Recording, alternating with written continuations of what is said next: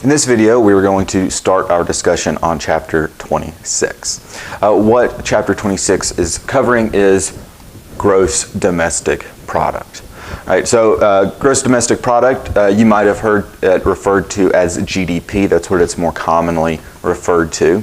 And what this is essentially it's a way for us to kind of get a quick measure of kind of how well off, how productive a country is. Right? So really what GDP is supposed to be, right, and what we use it for is kind of a measure of output, so productivity, production, and a measure of welfare. Right? So the idea here is that the higher the GDP in a country is, the better off the people are, the more productive the people are. Right? Now, I will say that largely that is true. In a future video, we're going to talk about some problems with GDP, but that is largely true, and it is a pretty decent measure of those, although it is not perfect.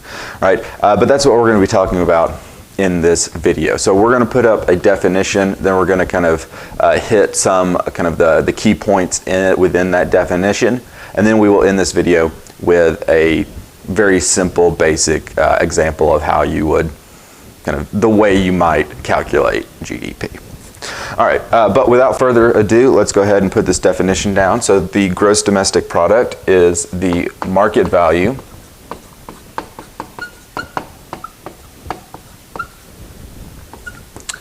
of all final goods and services produced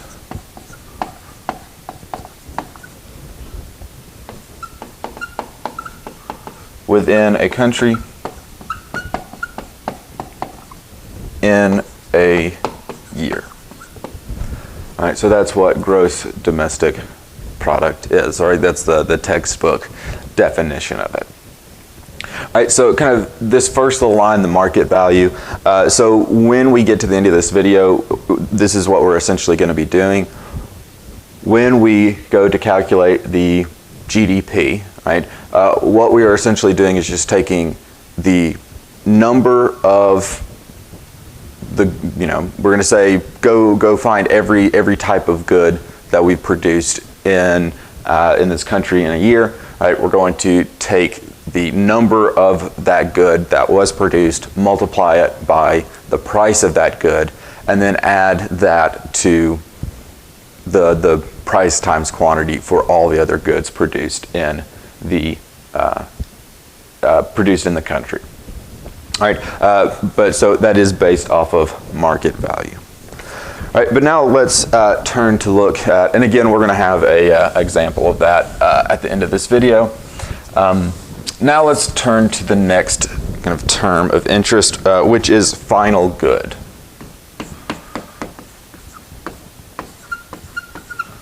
So a final good is a good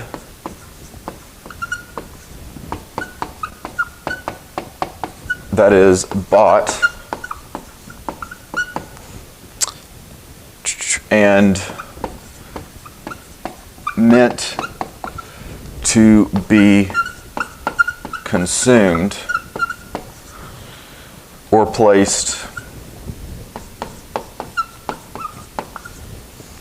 in a personal inventory.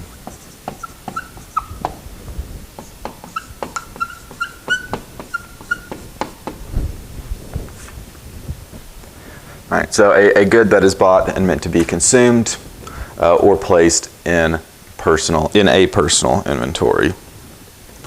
Right. So there's that definition. Another definition, one that maybe is a little bit more palatable, is that a final good is a good in the hands of its final user.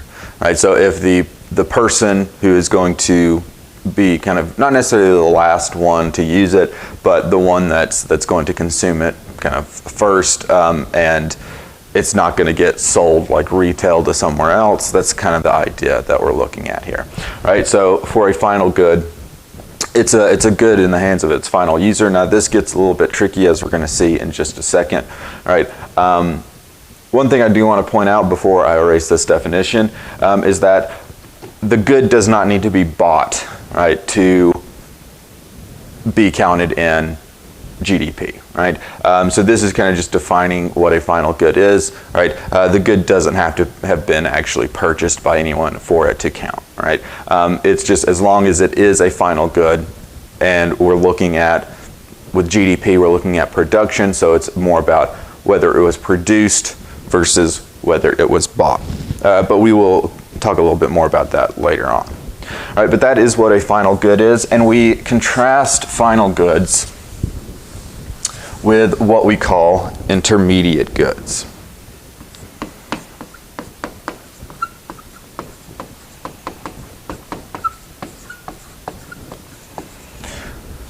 All right, so an intermediate good, right, I guess this is the way I've got it. So it's a good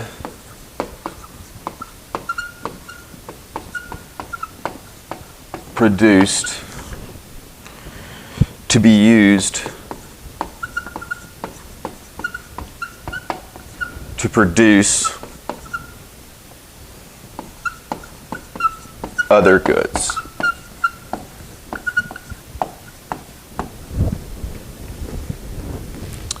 All right, so what do we mean by that? All right, so intermediate goods, it's just anything that is kind of, well, maybe an example would probably be better. All right, so a final good, an example of a final good might be a house. Right, so if somebody builds a house, right, that is a final good. Somebody, the final user, is going to kind of consume that, right?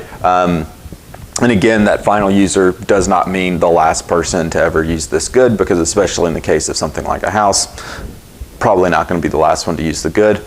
But regardless, all right, a house would be a final good, right? Now, all of the 2x4s that were used to frame the house, all of the kind of wiring that's been put into the house to you know, all the copper wire that's been put in to make the electricity work, right? The shingles on the roof, the nails that were used to you know, nail things together, the flooring, all of that kind of stuff, that's all intermediate goods, right? It was produced, right? There was productivity, but it's also been used to produce an actual final good, right? Nobody's going and buying those 2x4s, or at least not the specific ones that were made to build that house, right? They weren't bought to just have somebody just have it, right? And just put it in there to consume it or put it into their personal use. They were bought by a contractor or someone to make a final good, right? So kind of where the good ends up does matter when we're talking about the difference between a final and intermediate good, right? Another example of this that illustrates kind of that it depends on the situation, right? Let's think about car tires. All right, so car tires can be either a final good or a normal good, depending on the situation. Right? If if the tire we're talking about has been sold to, say, Toyota for them to put on their brand new cars, then that would be an example of an intermediate good, right? Because it's being bought to produce a final good, the vehicle. Right? If you're going down the street, you get a flat tire, and so you go and you buy a new one and put it on your personal vehicle, right? That is a final good, right? Because it is in the hands of its final user, you, right? You're not putting that tire on there, all right, to resell the vehicle, all right? And even if you were, still wouldn't count, all right? So that's probably a bad example, but all right, that's a small, it's a subtle distinction, right? But it is an important one, right? Again, if the good could be used by kind of the final user, or if it is going to be used by the final user, then it is a final good. If it's going to be used to make another good, then it's an intermediate good.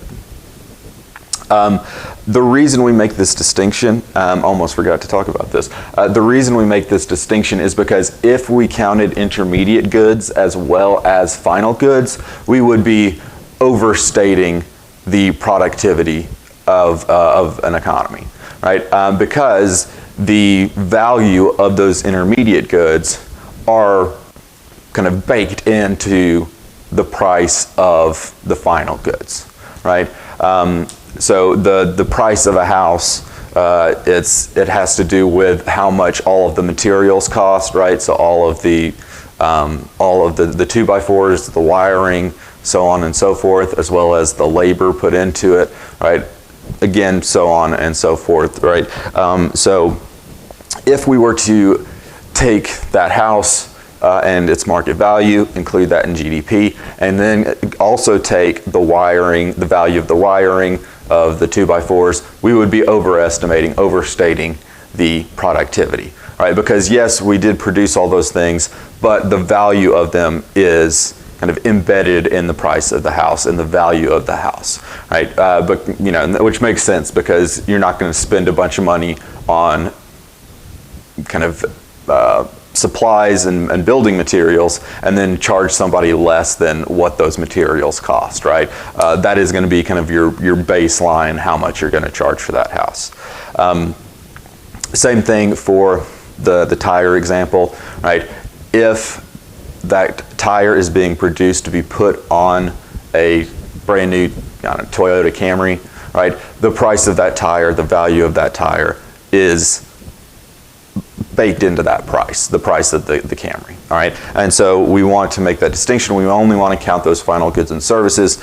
If we put the intermediate goods in, we're going to overstate our productivity level.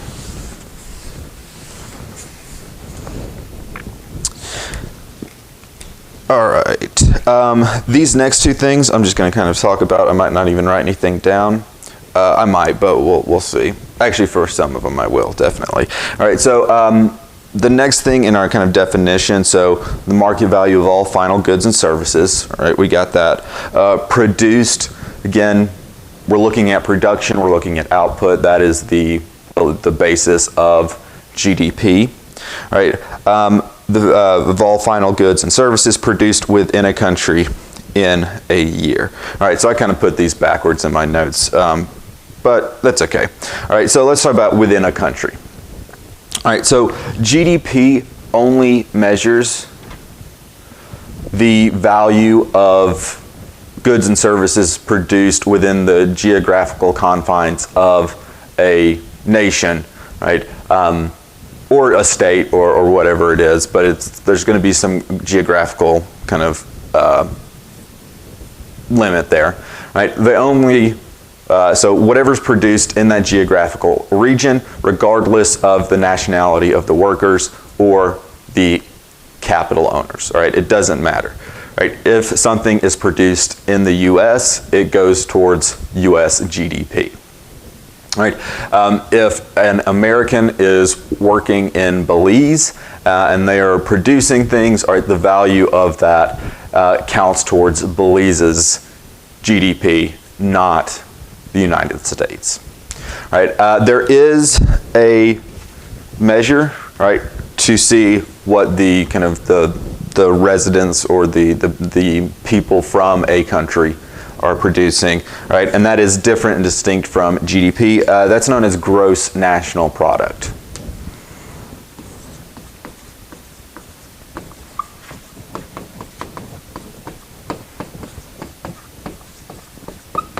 All right, gross national product, or GNP,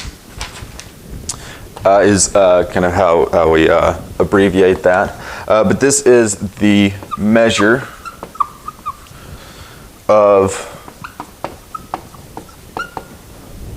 what is produced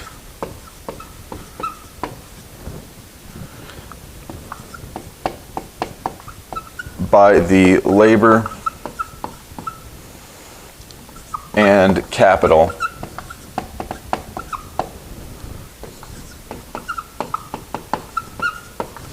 provided by a country's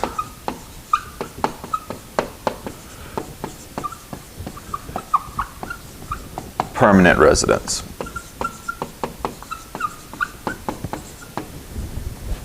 Right, regardless of where they are actually at. Right, so gross domestic product, domestic, we're only looking at the domestic market. When we say the domestic market, we mean the kind of geographical confines of whatever country we're looking at. For gross national product, it's looking at, right, well, as a nation, including kind of all of those people that have gone off to different countries and are working elsewhere, right? What is kind of our productivity there? All right, so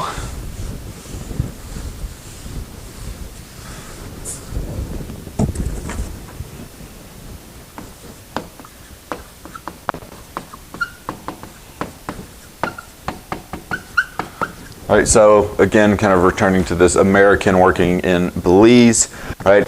The American in Belize contributes to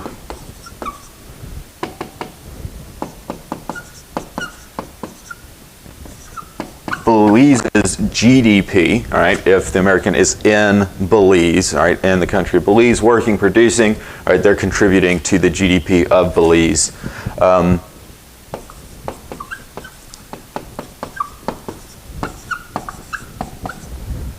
And they would be contributing to America's GNP, all right? So GDP, that's what's made within the country, right? GNP, all right, that is just what's made by, if we're looking at America's GNP, what's made by people who live in America, even if they, or usually live in America, even if they're kind of off somewhere doing some other job. All right, then the final thing in a year. All right, so GDPs, well, I guess that you pluralize it like that, all right, but gross domestic product, all right, it's measured, all right, it's calculated for each year at the very least, all right, and we are only counting the goods that are produced in that year, all right, so only goods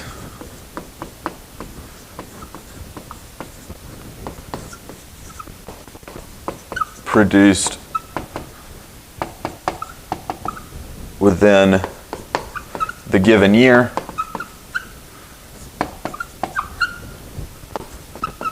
are counted towards GDP.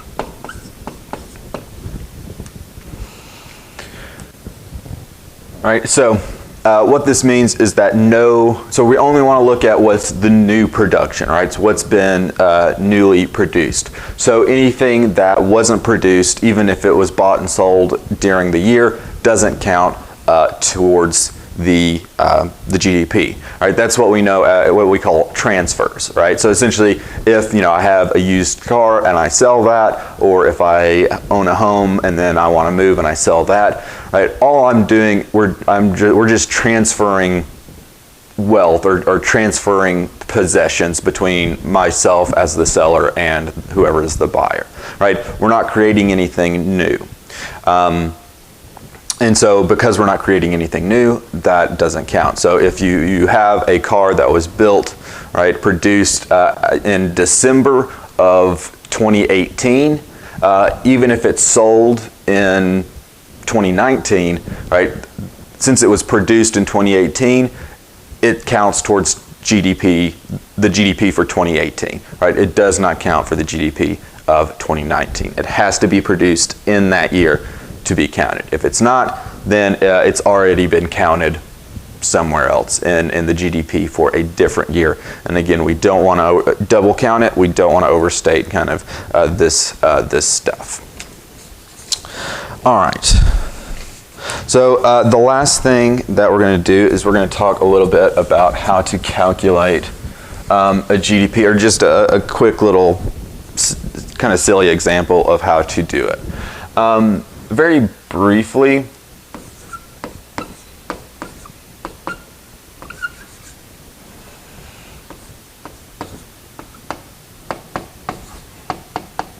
right, kind of mathematical notation, you could write GDP like this, right? It's the sum of the price of a good times the quantity of the good that was sold, right? And then you just do that for all of the, you do that for every good that was sold, right? So you multiply how much was made by its market value, right? Then you add that up for all of those values, right? And that's how we get the GDP.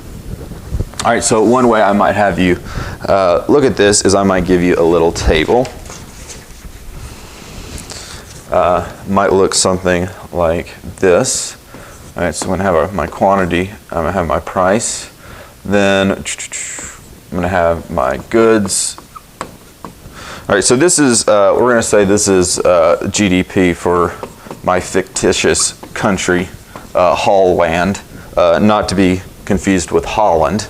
And we're going to say in Holland, we made 1,215 units of steak, which were priced at $3.78 per unit. I've already started writing way too big. That's not going to fit.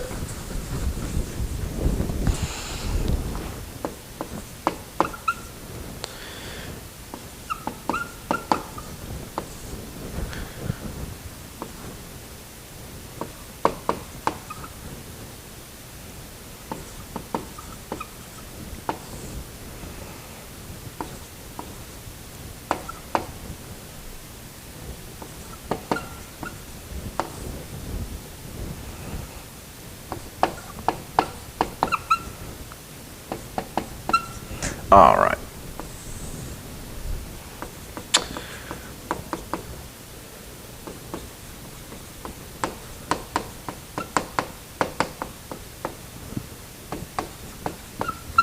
All right. So this is what is being produced in Holland, or at least in 2020. Right, steak, bread, potatoes, and beer. It's a very unhealthy country. All right. That's just a lot of brown stuff, just different shades of brown.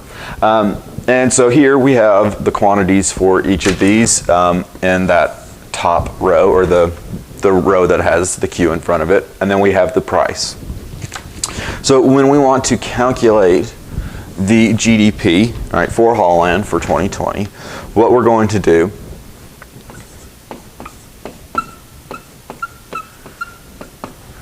right, we're just going to take each of these pairs, multiply them together. So we're going to do 1,215 times 3.78 plus 6,728 times 0.85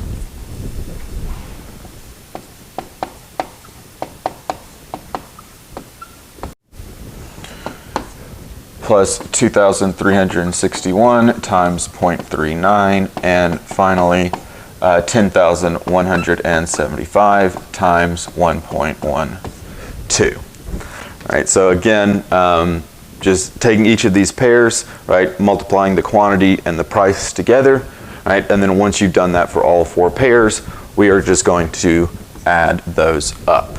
Right, so once we punch this all into our calculator, we should find a GDP of 22,628.29.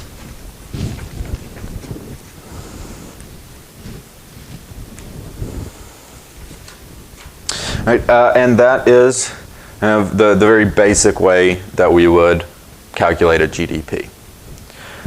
Right, so we're going to be using some of this stuff in the next video as well, so it might be a good idea to make sure you have it handy for those. I may or may not write it back up there. We will see. Right, but we will be using some of this stuff in the next video, which is going to focus on really two things, right?